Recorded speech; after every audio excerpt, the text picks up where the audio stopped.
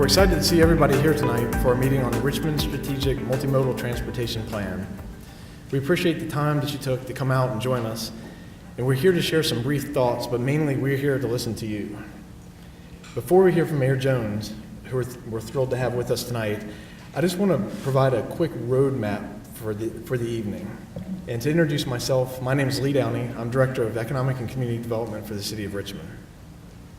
Tonight we're here to talk about transportation issues as the city is in the process of developing a transportation plan that's going to guide transportation here over the next 20 years. It's a process that's been ongoing over the past year, and tonight we're here to share several thoughts with you. We want to share an overall mission statement, some guiding principles, but most importantly, a draft list of projects, plans, and potential policy changes that we're considering for the plan. We want your input on all of these. At earlier meetings, you helped us develop a mission statement and the guiding principles, and tonight we need your help again. First, the mayor will open with a few comments, and second, Ken Mobley from Michael Baker Jr. will provide a short presentation on where we are in the planning process. After that, we'll break and we'll let you work directly with our project team at the stations and displays you see around the room. At these stations, we want you to help us rank our guiding principles, review our project list, and help us identify any new projects or concerns in your neighborhoods.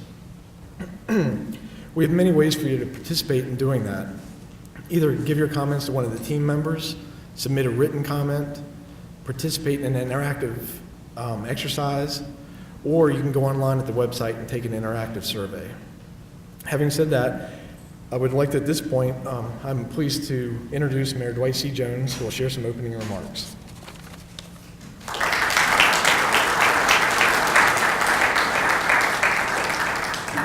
Well, thanks, Lee, and it's so nice to see so many of you taking the time out of your schedules to be with us.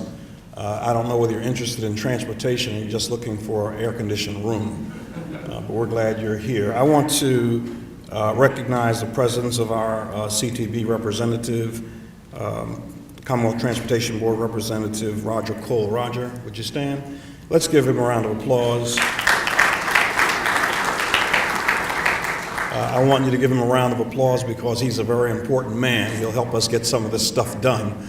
And so, Roger, we want you to know how much we appreciate your service.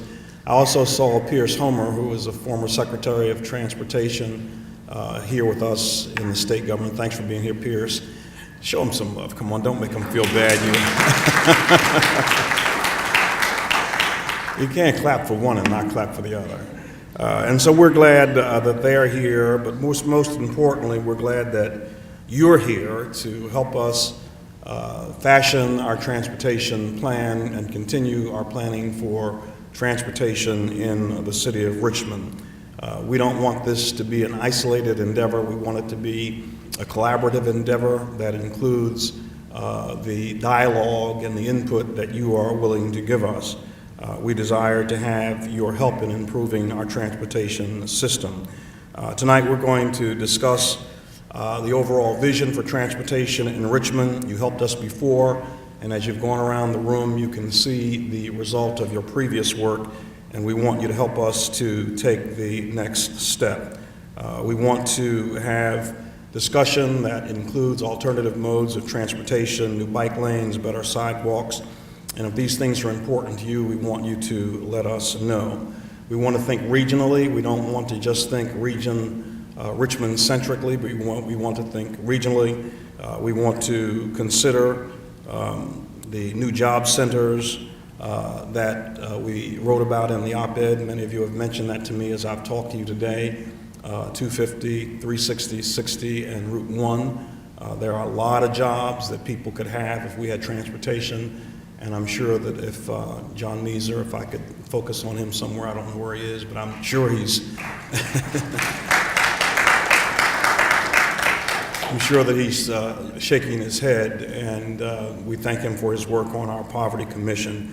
Also, sustainability is extremely important. We want to make sure that we reduce our carbon footprint and the emissions, try to figure out a way not to have single persons in cars. We want to leave a better environment for our children and for their children.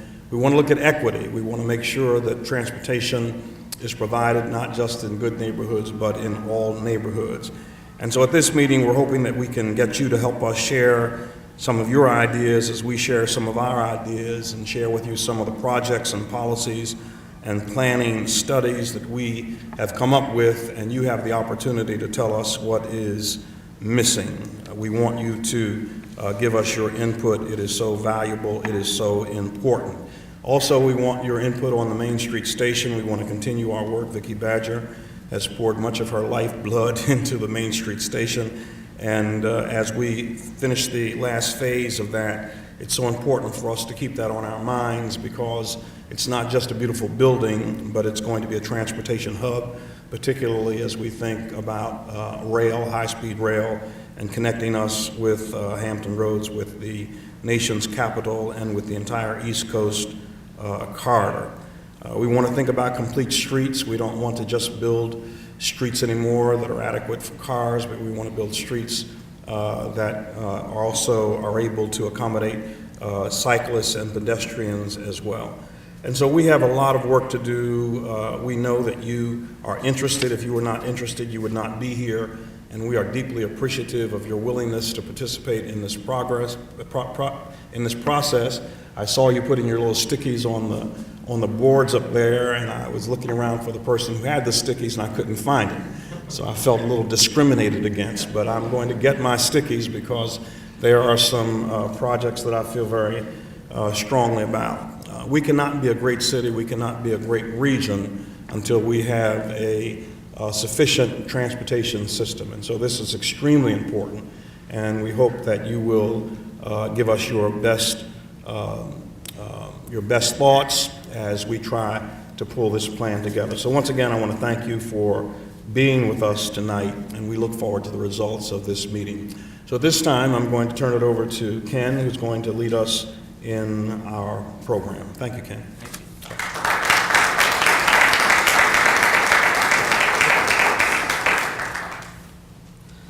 Thank you very much. I will do a brief presentation. Basically, what we want to do is give you an update on where we are in the overall transportation planning process. The main purpose of tonight is to talk about two things. Helping us sort of review our guiding principles that we developed through a series of visioning sessions, not only with citizens, but with stakeholders and internal staff. And then we'll present some highlights of the project. So I won't present every project, that would be way too much to do, but we do want to give you sort of a feeling for the types of projects that we are going to include in the plan.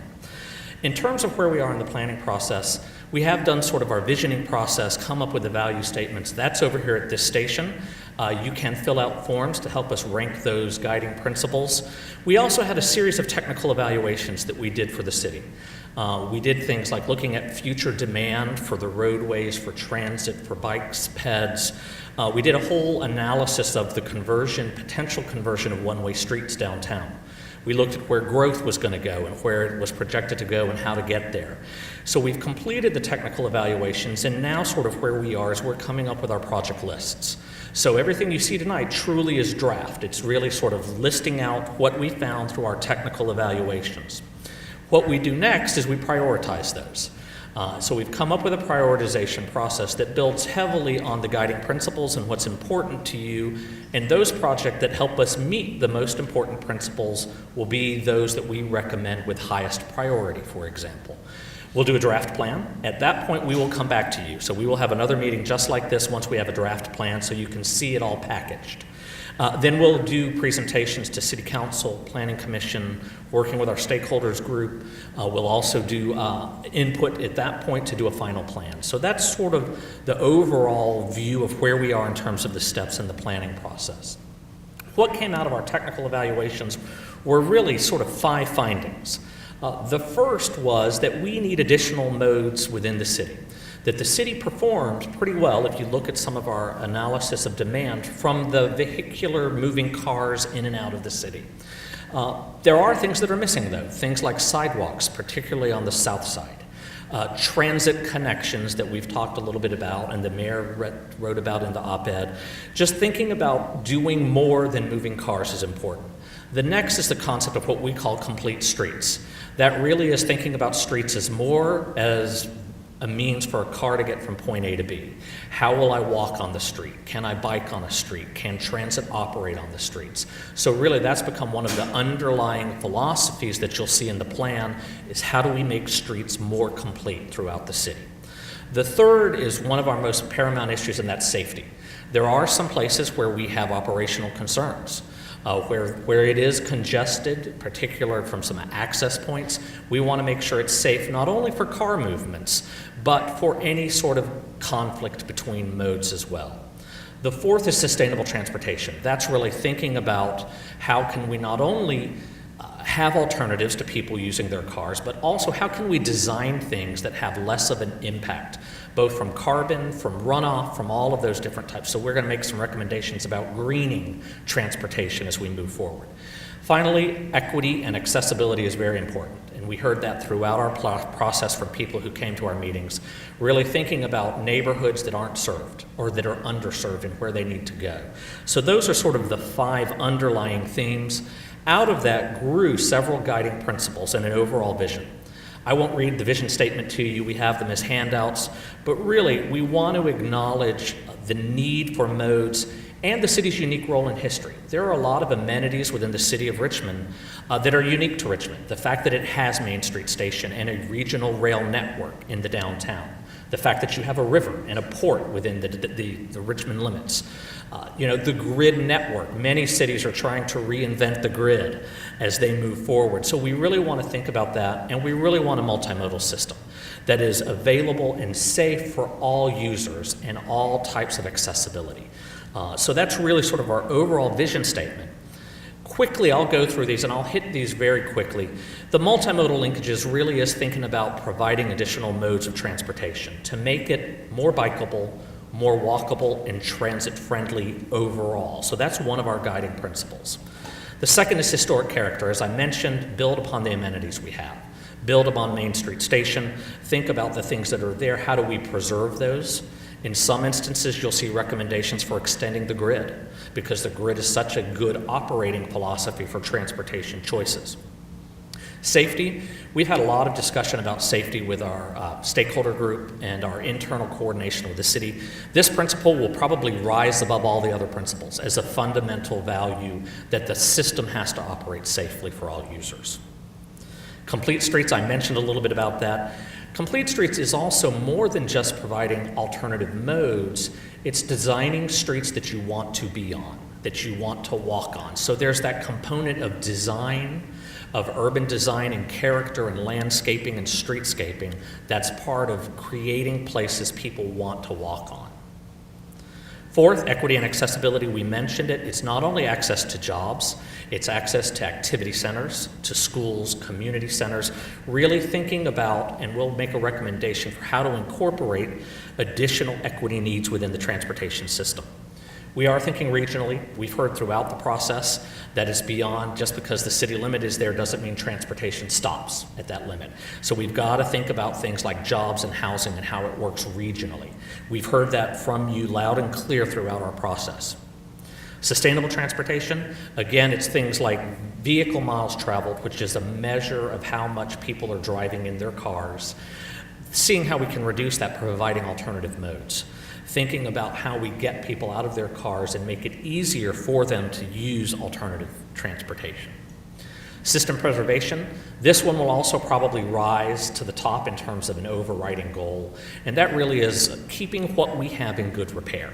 There are tremendous needs for sidewalk, signs, signals, those types of things, and us thinking about innovative ways to fund and package those so that the city can really have investment in those types of things. Alternative mode, it's more than just providing the mode. We'll also make some recommendations on policy changes, some things that have to do because transit is so closely linked to land use form. So we'll make some recommendations on policy changes as well that really promote alternative modes. And then finally, we also want to look into the future. The plan is for 2035. We want to think about what's coming next. For example, if electric vehicles become a certain percentage of the mode, where are we going to charge them in Richmond? Where are those stations? What will they look like? So all of that will be incorporated as well in terms of our principles. So now I'll quickly go over some project highlights. Again, these really are draft at this point. They're also conceptual. So at this point, we don't have a lot of design level of detail, and we probably won't at this level of plan overall. But we wanted to share with you some of our thoughts. And right at the top of the list, we're thinking about transit investments. I'll show you in a second a slide about transit priority corridors. These are corridors throughout the city that give transit an advantage over other modes of transportation. So we'll recommend a whole network of transit priority corridors. Again, transfer centers. There's obviously been a lot of discussion about transfer centers within the downtown area, but there need to be suburban or different transfer centers in neighborhoods and what those will look like. One of the concepts we're looking at right now is what's called a regional equity network. It's something that's emerging out on the West Coast, and it really is thinking about transportation and how to involve people that are underserved. Community-based, faith-based organizations, bringing them to the table to identify where they need to go, and then coming up with modal alternatives that support that. So we'll be making recommendations, and finally, we will have recommendations on land use as well. Again, all of this we have on boards over here and on project lists, so after this we'll break and you can review them in much greater detail. But this is an example of the transit priority corridors. So we're really looking at east, west, north, and south. The arrows are significant. We want them to go outside of the city to regional destinations. So we'll define sort of what those corridors look like. In addition, new transfer centers you see on the south side, in downtown, out towards Willow Lawn. There are certain components of this that are already underway. For example, the Broad Street BRT, which is really a spine of what we're looking at for transit, traveling along Broad Street, basically connecting Willow Lawn out to Rockets Landing. So that is part of the overall, it's an example of a transit priority network of a very specific type. Again, what does transit priority mean? It's high service in terms of short headways, it's easy to use, and then it gives bus speed advantages. So it may be something simple like the painting of a line. It could be express bus, it doesn't have to be BRT, it could be something less expensive overall. It could be things like giving buses things like queues or passing zones at signals. It could be giving buses the ability to have signal prioritization as they approach signals. So we'll look at a variety of treatments to improve transit in specific corridors. As part of that, we will look at transfer centers, concepts. They could be urban. The one you see on the left with the bus, that's from Winston-Salem. It's a block-long facility, similar in scale to what is being discussed in Richmond. It's been very successful. It's on the edge of an emerging arts district in the downtown area. The other one is a much smaller facility. This could be appropriate for our smaller destinations. That really could be just a small service center where you can buy transit tickets, get transit maps, and it may have 6 to 8 bus bays. So really looking at the different types of transfer centers is important. Transit supportive projects, I mentioned the regional equity network. We'll also look at what's called transit-oriented development. Things like zoning and land use play a big important part in encouraging walking. Things like higher density and mixed uses. So what does that look like? There are things like station area plans. Right now, there is not anything within the city's master plan documents that refer to a station area. We think we need to have station area guidelines as part of the planning process. We won't do that full, but we will recommend that it goes forward with economic development and planning overall. One of the things it may look at are things like transit-oriented development, which really look at density, mixes of uses, particularly along those transit priority corridors so people don't have to have a car at all within the city of Richmond. Rail is very important in what we're doing, in particular Main Street Station and the investments there. You have a unique opportunity with Main Street Station in the sense that it could be a hub for 3 different lines. One, high-speed rail up to Washington, D.C. Second, a connection that's under study now to Hampton Roads. And third, a connection down to Raleigh and into North Carolina as part of the Southeast High-Speed Rail. So it really does have a tremendous opportunity to expand. We have to do some improvements to get there, things like Acca Yard, thinking about the S-Line in Centralia. There are some upgrades we need to consider. We also need to think about grade crossings throughout the city and how they operate. We also will make recommendations on region or commuter rail. Again, you have a rail network. We may not have the density and land use forms in some of the suburban locations, but that's not to say 50 years we may not be able to grow into that type of a region. So we don't want to preclude investments in a regional commuter system. Here's just an example of sort of the Southeast High-Speed Rail, and you can see Richmond sort of sits at a connection of 3 different lines that could come together at Main Street Station.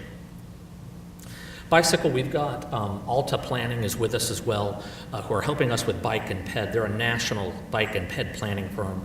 We are going to present concepts on major north-south connections, thinking about destinations in the highest demand centers for biking and ped. As part of that, we're going to talk about 2 concepts, and I'll show you some examples. One is a Cycletrack. And so we'll talk about a Cycletrack downtown in the downtown area on Franklin and Main Street. And the other is what's called a bike boulevard. Some places, I think Charlie just told me, are calling that a green neighborhood street. There are different names, but we'll show you what we mean by that. This, again, is over here on the side, so we can talk in great detail about this, but it shows a network of bike facilities throughout the area that are north and south, east and west. And again, we are really trying to have additional river crossings, additional crossings of the interstate, which serve as a natural barrier for bikes and pedestrians. So how we do that, part of it's trails, part of it's on-street facilities, and part of it's by looking at things sort of innovative concept. This is what's known as a bicycle boulevard. Basically what you're doing is you're traffic calming, and we're recommending this on Floyd Avenue. And again, this is a concept, it's draft in nature, but what it does is it calms the traffic to a point that anyone who rides a bicycle is comfortable riding on that street. There are ways, some bicycle boulevards limit through movements. So if you wanted to go 35 miles an hour, 10 blocks on that street, there would be some restrictions, either choke points or forced turns, so that you and your car couldn't do it, but every bicycle could do it. So that's the concept behind a bicycle boulevard. It really elevates bicycling to a much higher treatment than it has been done traditionally within the city. A Cycletrack, and again, this is a concept in the graphics from Alta Planning, that really is sort of thinking about a high-level bike facility. It's more than a bicycle lane, it is a protected bicycle lane. So whether it has bollards or it may be slightly raised, here's an example of one where you can see it's a higher level treatment. We're proposing that on Franklin and Main as a couple so that you can get through the downtown area in a very well-designated bike route. So again, that is the concept of the Cycletrack that we're proposing, and we welcome all your comments with us after this as well. Pedestrian investments, we do have a number, obviously right out here at Broad and 14th. We're going to have a concept of how to improve some of those movements for those pedestrian movements that are there. One of the other things we have been coordinating with all of the universities, but really thinking about VCU has some areas where students just flow out and across the street when it's time to change classes. So we're going to give some examples of ways you can redesign those. And again, sidewalks throughout the city are important. Here's an example of a high pedestrian flow. Basically what happens is there are bollards that light and blink as the area restricts cars, and that's when pedestrians have full free flow. You may see things in Japan, for example, where the whole intersection is open and people just cross. This is a similar thing, but it's for high volume crossings. So it's the use of sound, marking, technology to limit cars, but allow freer flows for pedestrians. So we'll look at those in the places where the demand is the highest. We've also come up with sort of a prioritization process for sidewalk investments. This looks at community centers, schools, and transit routes, and really sort of identifies those neighborhoods that don't have sidewalks that need them to get to those facilities. So we'll make recommendations to help us prioritize, because the sidewalk demands are so, frankly, huge in terms of that. We want to have a way to sort of rank some of the sidewalk process. So we'll do full recommendations on sidewalks. We will have some roadway and vehicular improvements, primarily of the safety and access variety. There is a study going on right now by the Department of Transportation on I-95. We call it the 3 Bs. Concepts, we do agree that there are problems with access at Belvedere, the Boulevard, and Broad Street. So looking at concepts for how to improve that and make it safer for all of the users, we will make recommendations for that in collaboration in conjunction with VDOT. A new interchange at Bellamy Road has been discussed for years. We agree getting access into that. Maury, it's operations. There are operational problems there, so we will recommend recommendations. From a transportation perspective, we'll recommend roundabouts in a few locations. We understand there have been roundabouts that have been studied in the past. We do believe in them from a safety perspective, particularly this type of a modern roundabout. When designed correctly, there are benefits from a safety perspective, and we've got a roundabout consultant working with us specifically to really look at that in terms of roundabout design overall. We will have some different types of things. I mentioned a little bit. We have spot safety. We are going to make recommendations for a couple of what are called road diets. And then we have some special and unique corridors where we have congestion projected in the future, but they're of such a unique character that you would never widen them. You would never try and build 5 lanes on them, or 4 lanes. Actually, you would never build 5 lanes, 4 lanes. And so we will talk about that. We also will talk about converting some of the one-way streets in the downtown area to two-way streets, something that has been in the downtown master plan and discussed. These are some of our roadway projects. Again, it shows just sort of some special corridors. We have some unique corridors, the rail crossings, and again, we can discuss those and more. I wanted to share with you an example of a road diet, of how you can take a 4-lane road, and for example, you could do a 3-lane with bike lanes. This is very popular in Northern Virginia right now, where people are converting those lower volume roads that are probably over-designed in terms of vehicular capacity, and looking at either expanding sidewalks or bike lanes within the same footprint. So we will look at that for some specific locations. These are the one-way streets, and you probably can't see the color combinations. Basically, almost every street in the downtown was recommended to be converted from one-way to two-way as part of the downtown master plan. We have done a very detailed travel demand and traffic operation modeling test of those recommendations, and we would like to suggest most of them can go forward, but there are a variety of ones we will not recommend from a transportation perspective. So you see some in Manchester and in Monroe Ward where the streets are so physically narrow that if you converted them to two-way traffic, you could not allow parking on the street anymore. We think that for places where you're going to have businesses and residents, that impact is too great. So we're not recommending those very narrow streets. Again, we've talked with the planning department. As part of a comprehensive redevelopment, sure, we could reinvent the streets completely in that area. But in terms of those conversions, the other is really thinking about Main, Cary, and Franklin downtown. Again, because of the effect of, if you convert those to two-way traffic, the spillover traffic effect basically overwhelms the entire area in terms of movements and conflicts. We're recommending that those remain. It's a very highly effective one-way couple, but it also gives us the space to do the Cycletrack. If we converted them to two-way, we would have no space for bike facilities downtown. So it gives us the ability to do alternative modes. So it's part of a comprehensive complete streets philosophy overall. Grace Street, you see some up there. We do have some that we're not completely convinced of. We think you need to do additional study, not only from the traffic, but the economic development side. Grace Street has a tremendous opportunity. Right now, as most of you know, it's one-way heading away from the Capitol. Converting that to a two-way street as part of an economic development, revitalization, planning initiative, to us makes a lot of sense. But so you'll see, again, just a whole variety of one-way street recommendations. We have some additional elements. Again, we are going to talk about the port, access into and out of the port overall.